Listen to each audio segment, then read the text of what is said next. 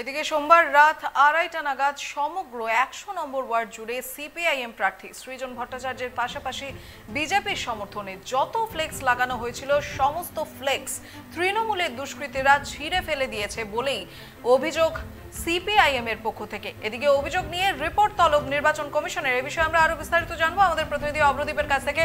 অব্রদীপ, কি হয়েছিল সেই মুহূর্তে, এই ঘটনার বিষয়ে আরো একবার বিশদ জানবো।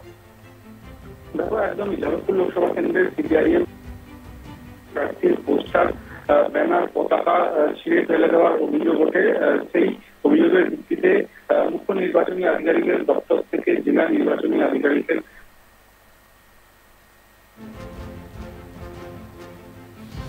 এদিকে অভিযোগ তলব রিপোর্ট নির্বাচন কমিশনের। যেমনটা জানতে পারা যাচ্ছে, সোমবার রাত 2:30 নাগাদ সমগ্র 100 নম্বর ওয়ার্ড জুড়ে সিপিআইএম প্রার্থী সৃজন ভট্টাচার্যের পাশাপাশি বিজেপির সমর্থনে যতগুলো ফ্লেক্স লাগানো হয়েছিল সেই 100 নম্বর ওয়ার্ড জুড়ে, সেখানে সমস্ত ফ্লেক্স তৃণমূল আশ্রিত দুষ্কৃতীরা ছিঁড়ে ফেলে দিয়েছে, এমনটাই অভিযোগ সিপিআইএম এর পক্ষ থেকে।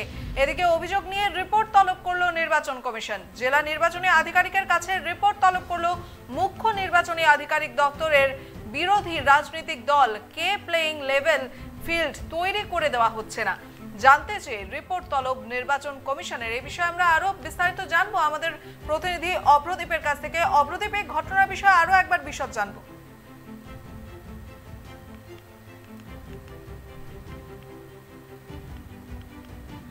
এদিকে ঘটনায় রাজনৈতিক দলগুলিকে তলব নির্বাচন কমিশনের। সোমবার রাত 2:30 নাগাদ সমগ্র 100 নম্বর ওয়ার্ড জুড়ে সিপিআইএম প্রার্থী সৃজন ভট্টাচার্যের পাশাপাশি বিজেপির সমর্থনে যত ফ্লেক্স লাগানো হয়েছিল সমস্ত ফ্লেক্স তৃণমূলের দুষ্কৃতীরা ছিঁড়ে ফেলে দিয়েছে বলে অভিযোগ সিপিআইএম এর পক্ষ থেকে।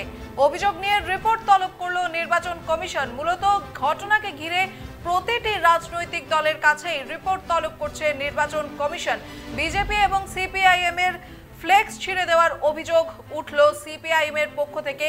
তৃণমূল আশ্রিত দুষ্কৃতীরা এই কাজ করেছে বলেই অভিযোগ। এই বিষয়ে আমরা আরো বিস্তারিত জানবো আমাদের প্রতিনিধি অব্রদীপের কাছ থেকে। অব্রদীপ, এই ঘটনার বিষয়ে আরো একবার বিশদ জানবো। যাদবপুর লোকসভা কেন্দ্রের সিপিআইএম প্রার্থী ও বিজেপি প্রার্থীর পোস্টার, ব্যানার, পতাকা ছিঁড়ে ফেলে দেওয়ার অভিযোগ ওঠে। তার পরবর্তীকালে যেমনটা জানা যাচ্ছে যে এই অভিযোগ নিয়ে রিপোর্ট তলব করেছে নির্বাচন কমিশন। মুখ্য নির্বাচনী আধিকারিকের দপ্তর জেলা নির্বাচনী আধিকারিকের কাছ থেকে 24 ঘন্টার মধ্যে এই ঘটনার রিপোর্ট তলব করেছে এবং মুখ্য নির্বাচনী আধিকারিকের দপ্তরের বক্তব্য যে প্রতিটি রাজনৈতিক দলকে তার লেভেল প্লেইং ফিল্ড তৈরি করতে হবে। তার জন্যই কিন্তু জেলা নির্বাচনী আধিকারিকের কাছ থেকে এই রিপোর্ট তলব করা হয়েছে। ঠিক কিভাবে ঘটনা ঘটলো, তার পরবর্তীকালে জেলা নির্বাচনী আধিকারিকের দপ্তর সহ পুলিশের তরফে কি কি ব্যবস্থা নেওয়া হয়েছে, সব বিষয় কিন্তু 24 ঘন্টার মধ্যে মুখ্য নির্বাচনী আধিকারিকের দপ্তরকে জানাতে হবে জেলা নির্বাচনী আধিকারিককে।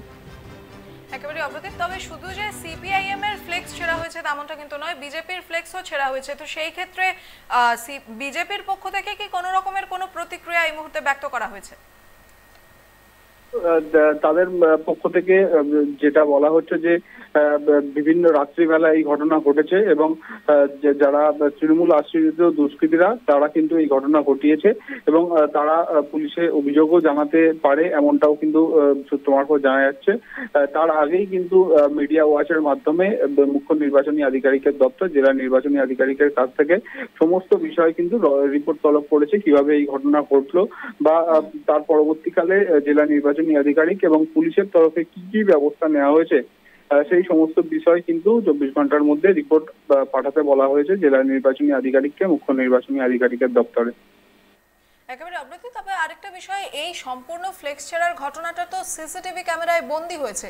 তো সেই ক্ষেত্রে যারা এই ঘটনাটা ঘটিয়েছে তাদের কি কোনো রকমের কোনো পরিচয় পাওয়া গেছে?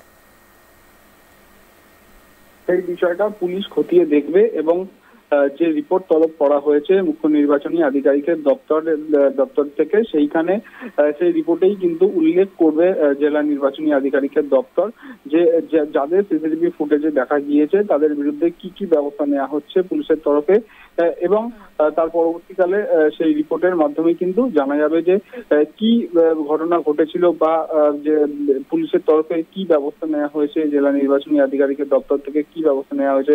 তুমি জানো যেহেতু মডেল কোড অফ কন্ডাক্ট চলছে সেহেতু পুরো যারা অ্যাডমিনিস্ট্রেটিভ পার্ট পুরোটাই কিন্তু নির্বাচন কমিশনের আন্ডারে, এবং তারাই কিন্তু এই মুহূর্তে প্রশাসন চালাচ্ছেন। অর্থাৎ যে রিপোর্ট আসবে সেই রিপোর্টের মাধ্যমে কিন্তু ঘটনাটা আরো পরিষ্কার হয়ে যাবে। একেবারেই ধন্যবাদ প্রদীপ। সোমবার রাত 2:30 নাগাদ সমগ্র 100 নম্বর ওয়ার্ড জুড়ে সিপিআইএম প্রার্থী সৃজন ভট্টাচার্যের পাশাপাশি বিজেপির সমর্থনে যত রকমের ফ্লেক্স ছিল সবকিছু ফ্লেক্স তৃণমূলের আশ্রিত দুষ্কৃতীরা ছিঁড়ে ফেলে দিয়েছে বলেই অভিযোগ সিপিআইএম এর। অভিযোগ নিয়ে রিপোর্ট তলব নির্বাচন কমিশনের। জেলা নির্বাচনী আধিকারিকের কাছে রিপোর্ট তলব করলো মুখ্য নির্বাচনী আধিকারিক দল। দলের কেন বিরোধী রাজনৈতিক দলকে প্লেইং লেভেল ফিল্ড তৈরি করে দেওয়া হচ্ছে না জানতে চেয়ে রিপোর্ট তলব নির্বাচন কমিশনের।